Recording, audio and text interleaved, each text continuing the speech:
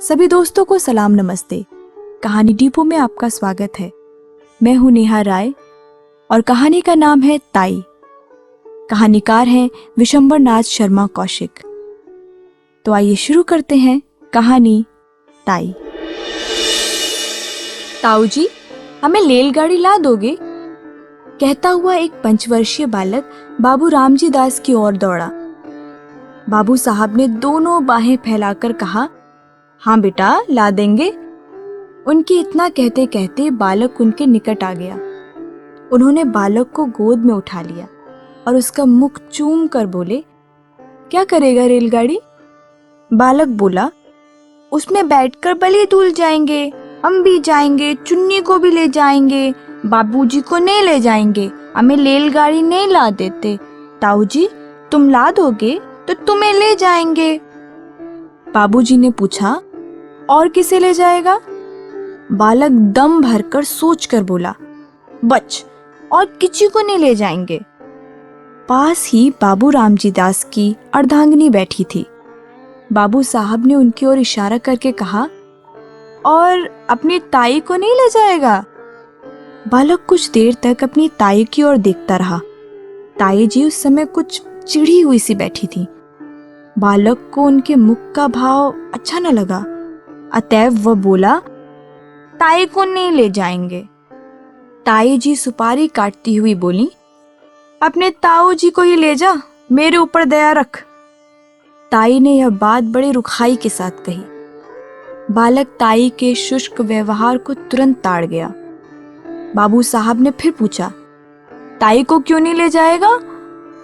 बालक ने कहा, ताई हमें प्यार नहीं करती।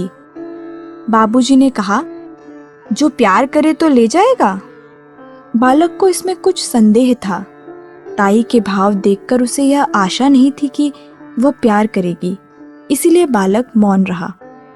बाबू साहब ने फिर पूछा, क्यों रे, बोलता क्यों नहीं? जो ताई प्यार करे तो रेल पर बैठाकर ले जाएगा। बालक ने ताऊ जी को प्रसन्न करने के लिए केवल सिर हिलाकर स्वीकार कर लिया, परंतु मुख से कुछ नहीं कहा। बाबू साहब उसे अपनी अर्धांगिनी के पास ले जाकर उनसे बोले, लो, इसे प्यार कर लो तो तुम्हें ले जाएगा। परंतु बच्चे की ताई श्रीमती रामेश्वरी को पति की यह चुहलबाजी अच्छी न लगी। वह तुनक कर बोली, तुम ही रेल पर बैठकर जाओ, मुझे नहीं जाना है। बाबू साहब ने रामेश्वरी की बात पर ध्यान नहीं दिया। बच्चे को उनकी गोद में बिठाने की चेष्टा करते हुए बोले, प्यार नहीं करोगी तो फिर रेल में नहीं बिठावेगा, क्यों रे मनोहर? मनोहर ने ताऊ की बात का उत्तर नहीं दिया। उधर ताई ने मनोहर को अपनी गोद से ढकेल दिया। मनोहर नीचे गिर पड़ा। शरीर में तो चोट नहीं लगी, पर हृदय में चोट लगी। बालक रो पड़ा। बाबू साहब ने बालक को गोद में उठा लिया, चुमकार पुचकार कर चुप किया और तत्पश्चात उसे कुछ पैसा तथा रेलगाड़ी ला देने का वचन देकर छोड़ दिया। बालक मनोहर भयपूर्ण दृष्टि से अपनी ताई की ओर ताकता हुआ उस स्थान से चला गया। मनोहर के चले जाने पर बाबू रामजी दास रामेश्वरी से बोले, तुम्हारा यह कैसा व्यवहार है? बच्चे को ढकेल दिया, जो उसे चोट लग जाती तो? रामेश्वरी मुंह मटका कर बोली, लग जाती तो अच्छा होता, क्यों मेरी खोपड़ी पर लाद रहे थे? आप ही मेरे ऊपर डालते थे और आप ही ऐसी बातें करते हैं। बाबू साहब कुड़कर बोले, इसी को खोपड़ी पर लादना कहते हैं? रामेश्वरी ने कहा, और नहीं तो किसे कहते हैं? तुम्हें तो अपने आगे और किसी का दुख सुख सूझता ही नहीं। न जाने कब किसका जी कैसा होता है, तुम्हें उन बातों की कोई परवाह ही नहीं। अपनी चुहल से काम है बस। बाबूजी ने कहा, बच्चों की प्यारी प्यारी बातें सुनकर तो चाहे जैसा जी हो प्रसन्न हो जाता है, मगर तुम्हारा हृदय न जाने किस धातु का बना हुआ है। रामेश्वरी ने कहा, तुम्हारा हो जाता होगा ना, और होने को होता है, मगर वैसा बच्चा भी तो हो, पराये धन से भी कहीं घर भरता है। बाबू साहब कुछ देर चुप रहकर बोले, यदि अपना सगा भतीजा भी पराया धन कहा जा सकता है, तो फिर मैं नहीं समझता कि अपना धन किसे कहेंगे। रामेश्वरी कुछ उत्तेजित होकर बोली, बातें बनाना बहुत आसान है, तुम्हारा भतीजा है, तुम चाहे जो समझो, पर मुझे यह बातें अच्छी नहीं लगती। हमारे भाग ही फूटे हैं, नहीं तो ये दिन काहे को देखने पड़ते। तुम्हारा चलन तो दुनिया से निराला है। आदमी संतान के लिए न जाने क्या क्या करता है, पूजा पाठ करते हैं, व्रत रखते हैं, पर तुम्हें इन बातों से क्या काम? रात दिन भाई भतीजा में मगन रहते हो। बाबू साहब के मुख पर घृणा का भाव झलक आया। उन्होंने कहा, पूजा पाठ व्रत सब ढकोसला है। जो वस्तु भाग्य में नहीं वह पूजा पाठ से कभी प्राप्त नहीं हो सकती। मेरा तो यह अटल विश्वास है। श्रीमती जी कुछ कुछ रुआंसे स्वर में बोली, इसी विश्वास ने सब चौपट कर रखा है। ऐसे ही विश्वास पर सब बैठ जाएं तो काम कैसे चले? सब विश्वास पर ही ना बैठे रहें। आदमी काहे को किसी बात के लिए चेष्टा करे। बाबू साहब ने सोचा कि मूर्ख स्त्री के मुंह लगना ठीक नहीं, अतः वह स्त्री की बात का कुछ उत्तर न देकर वहां से टल गए। बाबू रामजी दास धनी आदमी है, कपड़े की आढ़त का काम करते हैं, लेन देन भी है। इनसे एक छोटा भाई है, उसका नाम है कृष्णदास। दोनों भाइयों का संयुक्त परिवार है। बाबू रामजी दास की आयु 35 वर्ष के लगभग है और छोटे भाई कृष्णदास की आयु 21 वर्ष के लगभग। रामजी दास निसंतान है। कृष्णदास की 2 संतानें हैं, एक पुत्र, वही पुत्र जिससे श्रोता परिचित हो चुके हैं, और एक कन्या है। कन्या की आयु 2 वर्ष के लगभग है। रामदास जी अपने छोटे भाई और उनकी संतान पर बड़ा स्नेह रखते हैं, ऐसा स्नेह कि उसके प्रभाव से उन्हें अपनी संतानहीनता कभी खटकती ही नहीं। छोटे भाई की संतान को अपने संतान समझते हैं। दोनों बच्चे भी रामदास से इतने हिले मिले हैं कि उन्हें अपने पिता से भी अधिक समझते हैं, परंतु रामदास की पत्नी रामेश्वरी को अपनी संतानहीनता का बड़ा दुख है। वो दिन रात संतान ही की सोच में घुलती रहती हैं। छोटे भाई की संतान पर पति का प्रेम उनकी आंखों में कांटे की तरह चुभता है। रात के भोजन इत्यादि से निवृत्त होकर रामजी दास शैया पर लेटे शीतल और मंद वायु का आनंद ले रहे हैं। पास ही दूसरी शैया पर रामेश्वरी हथेली पर सिर रखे किसी चिंता में डूबी थीं। दोनों बच्चे अभी बाबू साहब के पास से उठकर अपनी माँ के पास गए थे। बाबू साहब ने अपनी स्त्री की ओर करवट लेकर कहा, आज तुमने मनोहर को इस बुरी तरह ढकेला था कि मुझे अब तक उसका दुख है। कभी कभी तो तुम्हारा व्यवहार अमानुषिक हो उठता है। रामेश्वरी बोली, तुम्ही ने मुझे ऐसा बना रखा है।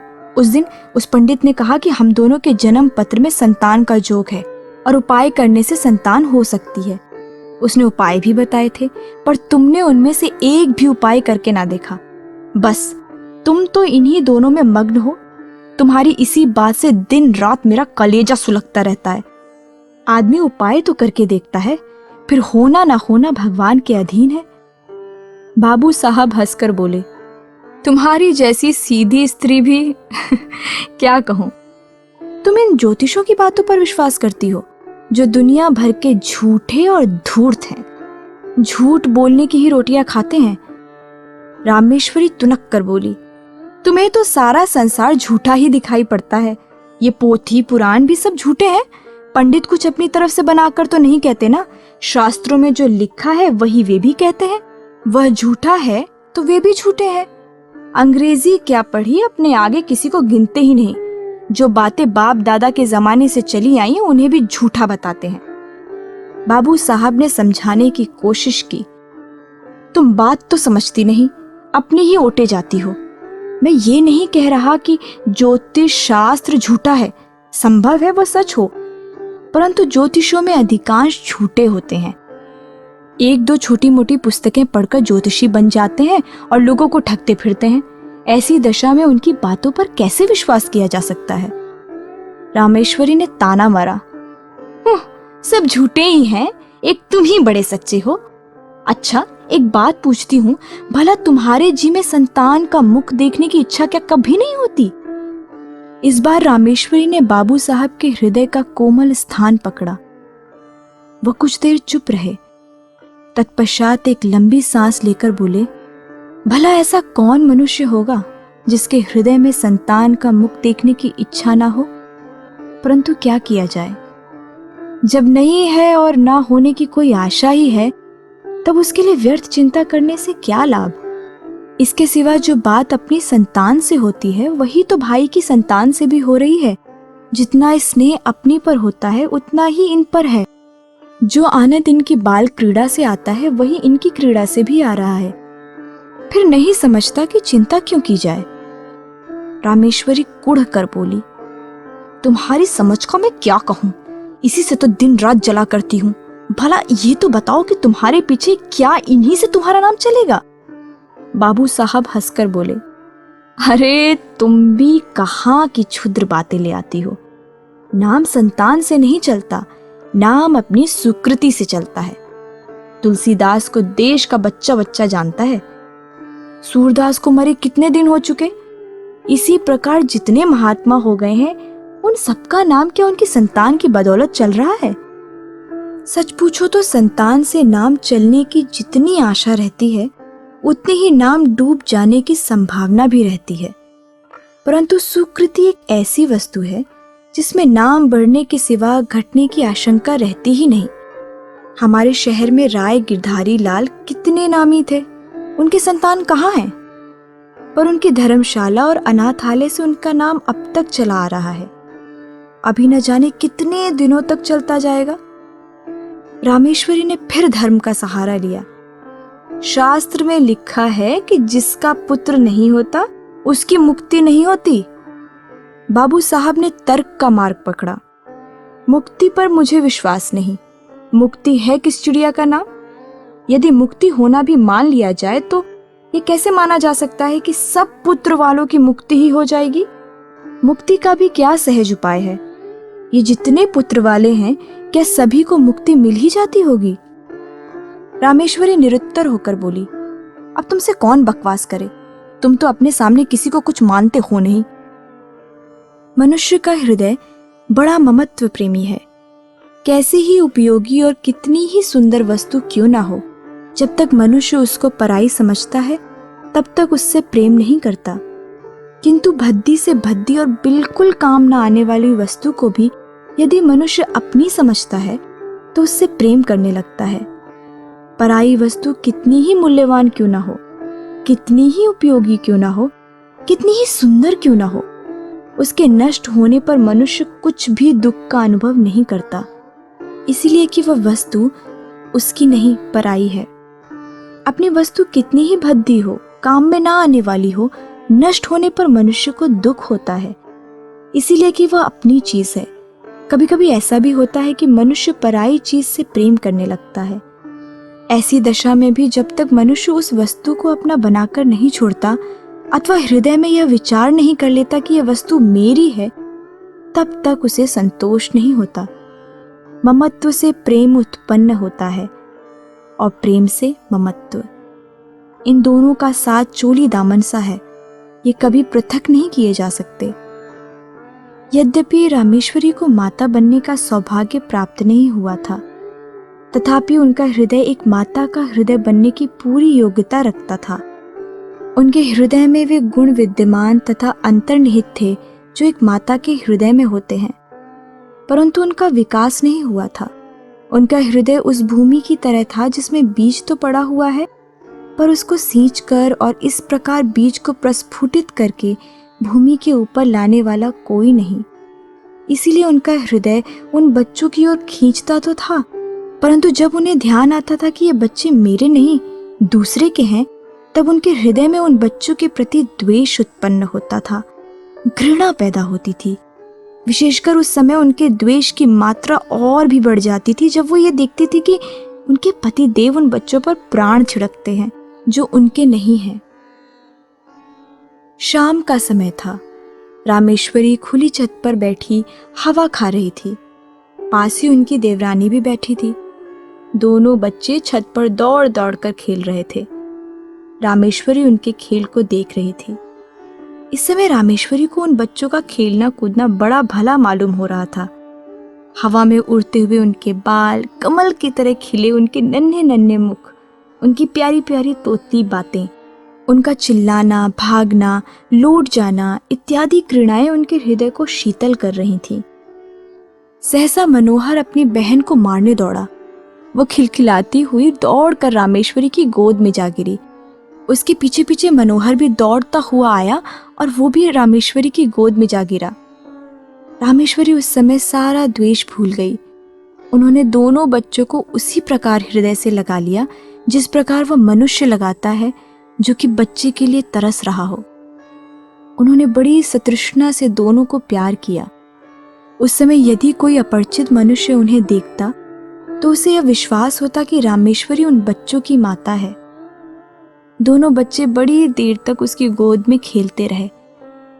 सहसा उसी समय किसी के आने की आहट पाकर बच्चे की माता वहां से उठकर चली गई।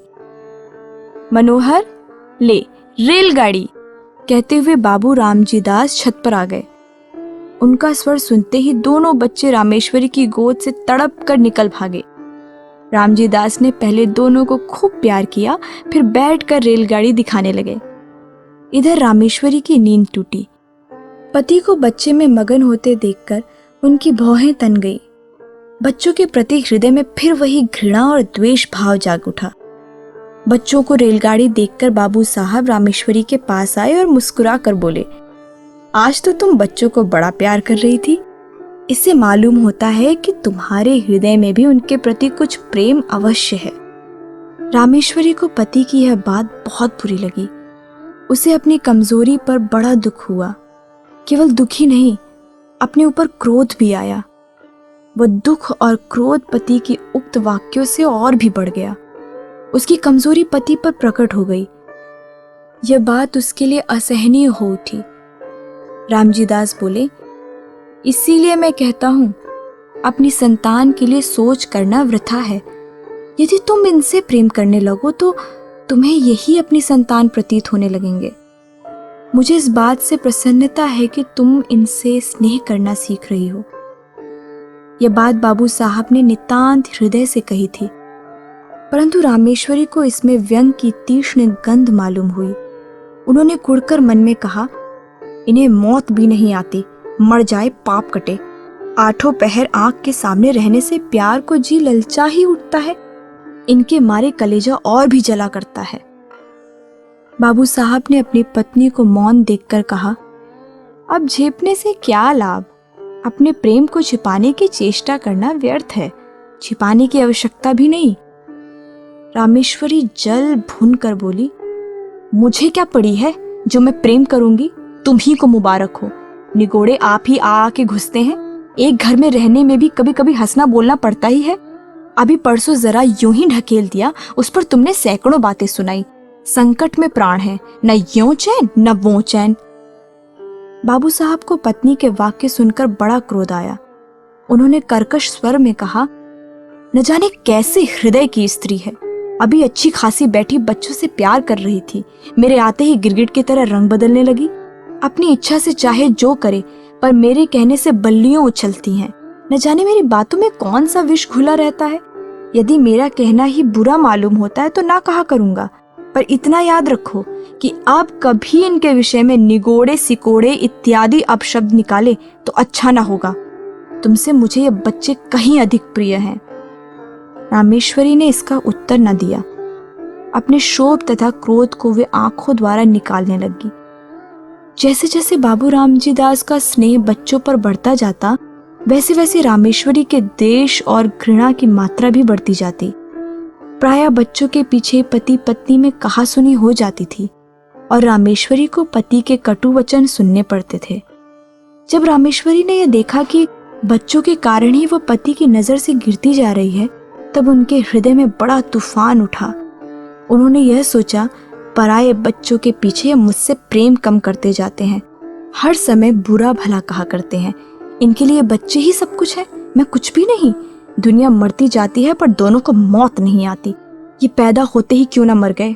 ना ये होती ना मुझे ये दिन देखने पड़ते। जिस दिन ये मरेंगे उस दिन घी के दिए जलाऊंगी। इन्होंने ही मेरे घर का सत्यानाश कर रखा है। इसी प्रकार कुछ दिन व्यतीत हुए। एक दिन नियमानुसार रामेश्वरी छत पर अकेली बैठी हुई थी। उनके हृदय में अनेक प्रकार के विचार आ रहे थे। विचार और कुछ नहीं, अपने निज की संतान का भाव, पति का भाई की संतान के प्रति अनुराग इत्यादि। कुछ देर बाद जब उनके विचार स्वयं उन्हीं को कष्टदायक प्रतीत होने लगे, तब वे अपना ध्यान दूसरी ओर लगाने के लिए टहलने लगीं। वो टहल ही रही थी कि मनोहर दौड़ता हुआ आया। मनोहर को देखकर उनकी भ्रिकुटी चढ़ गई और वो छत की चार दीवारी पर हाथ रखकर खड़ी हो गई। संध्या का समय था। आकाश में रंग बिरंगी पतंगे उड़ रही थीं। मनोहर कुछ देर तक खड़ा पतंगों को देखता और सोचता रहा कि कोई पतंग कटकर उसकी छत पर गिराए तो क्या आनंद आवे। देर तक पतंग गिरने की आशा करने के बाद दौड़कर रामेश्वरी के पास आया और उनकी टांगों में लिपट कर बोला, ताई, हमें पतंग मंगा दो ना। रामेश्वरी ने झिड़क कर कहा, चल हट, अपने ताऊ से मांग जाकर। मनोहर कुछ अप्रतिभ सा होकर फिर आकाश की ओर ताकने लगा। थोड़ी देर बाद उससे फिर रहा न गया। इस बार उसने बड़े लाड में आकर अत्यंत करुण स्वर में कहा, ताई मंगा दो, हम भी उड़ाएंगे। इस बार उसकी भोली प्रार्थना से रामेश्वरी का कलेजा कुछ पसीज गया। वह कुछ देर तक उसकी ओर स्थिर दृष्टि से देखती रही। फिर उन्होंने एक लंबी सांस लेकर मन ही मन कहा, यह मेरा पुत्र होता तो आज मुझसे बढ़कर भाग्यवान स्त्री संसार में दूसरी ना होती। निगोड़ा मरा, कितना सुंदर है और कैसी प्यारी प्यारी बातें करता है।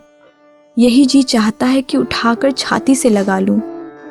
यह सोचकर वह उसके सिर पर हाथ फेरने ही वाली थी कि इतने में उन्हें मौन देखकर बच्चा बोला, तुम हमें पतंग नहीं मंगवा दोगी तो ताऊ जी से कहकर तुम्हें पिटवाए देंगे। यद्यपि बच्चे की इस भोली बातों में भी मधुरता थी, तथापि रामेश्वरी का मुंह क्रोध के मारे लाल हो गया। वो उसे झिड़क कर बोली, जा कह दे अपने ताऊ से, देखें वो मेरा क्या कर लेंगे। मनोहर भयभीत होकर उनके पास से हट आया और फिर सतृष्णा नेत्रों से आकाश में उड़ती हुई पतंगों को देखने लगा। इधर रामेश्वरी ने सोचा, ये सब ताऊ जी के दुलार का फल है कि बित्ते भर का लड़का मुझे धमकाता है। ईश्वर करे इस दुलार पर बिजली टूटे। उसी समय आकाश से एक पतंग कटकर उसी छत की ओर आई और रामेश्वरी के ऊपर से होते हुए छज्जे की ओर गई। छत की चारों ओर चार दीवारी थी। जहां रामेश्वरी खड़ी थी केवल वहां पर एक द्वार था जिसे छज्जे पर आ जा सकते थे। रामेश्वरी इस द्वार से सटी हुई खड़ी थी। मनोहर ने पतंग को छज्जे पर जाते देखा। पतंग पकड़ने के लिए वह दौड़कर छज्जे की ओर चला। रामेश्वरी खड़ी देखती रही। मनोहर उसके पास से होकर छज्जे पर चला गया और उससे 2 फीट की दूरी पर खड़ा होकर पतंग को देखने लगा। पतंग छज्जे पर से होती हुई नीचे घर के आंगन में जा गिरी। एक पैर छज्जे की मुंडेर पर रखकर मनोहर ने नीचे आंगन में झांका और पतंग को आंगन में गिरते देख वह प्रसन्नता के मारे फूले न समाया। वह नीचे जाने के लिए शीघ्रता से घूमा, परंतु घूमते समय मुंडेर पर से उसका एक पैर फिसल गया। वह नीचे की ओर गिर चला। नीचे जाते जाते उसके दोनों हाथों में मुंडेर आ गई। वह उसे पकड़कर लटक गया और रामेश्वरी की ओर देखकर चिल्लाया, ताई। रामेश्वरी ने धड़कते हुए हृदय से इस घटना को देखा। उसके मन में आया कि अच्छा है, मरने दो, सदा का पाप कट जाएगा। यही सोचकर वह एक क्षण रुकी। इधर मनोहर के हाथ मुंडेर पर से फिसलने लगे। वह अत्यंत भय तथा करुण नेत्रों से रामेश्वरी की ओर देखकर चिल्लाया, अरे ताई। रामेश्वरी की आंखें मनोहर की आंखों से जा मिली। मनोहर की वह करुण दृष्टि देखकर रामेश्वरी का कलेजा मुंह में आ गया। उन्होंने व्याकुल होकर मनोहर को पकड़ने के लिए अपना हाथ बढ़ाया। उनका हाथ मनोहर के हाथ तक पहुंचा ही था कि मनोहर के हाथ से मुंडेर छूट गई। वह नीचे आ गिरा। रामेश्वरी चीख मारकर छज्जे पर गिर पड़ी। रामेश्वरी 1 सप्ताह तक बुखार से बेहोश पड़ी रही। कभी कभी जोर से चिल्ला उठती और कहती, देखो देखो वो गिरा जा रहा है, उसे बचाओ बचाओ, दौड़ो, मेरे मनोहर को बचा लो। कभी वो कहती, बेटा मनोहर, मैंने तुझे नहीं बचाया। हाँ मैं चाहती तो बचा सकती थी, देर कर दी। इस प्रकार के प्रलाप वह किया करती। मनोहर की टांग उखड़ गई थी। टांग बिठा दी गई। वह क्रमशः फिर अपनी असली हालत पर आने लगा। 1 सप्ताह बाद रामेश्वरी का ज्वर कम हुआ। अच्छी तरह होश आने पर उन्होंने पूछा, मनोहर कैसा है? रामजी दास ने उत्तर दिया, अच्छा है, रामेश्वरी ने कहा। उसे मेरे पास ले आओ। मनोहर रामेश्वरी के पास लाया गया। रामेश्वरी ने उसे बड़े प्यार से हृदय से लगाया। आंखों से आंसुओं की झड़ी लग गई, हिचकियों से गला रुंध गया। रामेश्वरी कुछ दिनों बाद पूर्ण स्वस्थ हो गई। अब वह मनोहर और उसकी बहन चुन्नी से द्वेष नहीं करती, और मनोहर तो अब उसका प्राणाधार हो गया। उसके बिना उन्हें एक क्षण भी कल नहीं पड़ती। तो ये थी कहानी ताई। लेखक थे विशंबर नाथ शर्मा कौशिक। आपको ये कहानी कैसी लगी हमें ज़रूर बताइए, क्योंकि आपकी प्रतिक्रिया हमारे लिए बहुमूल्य है।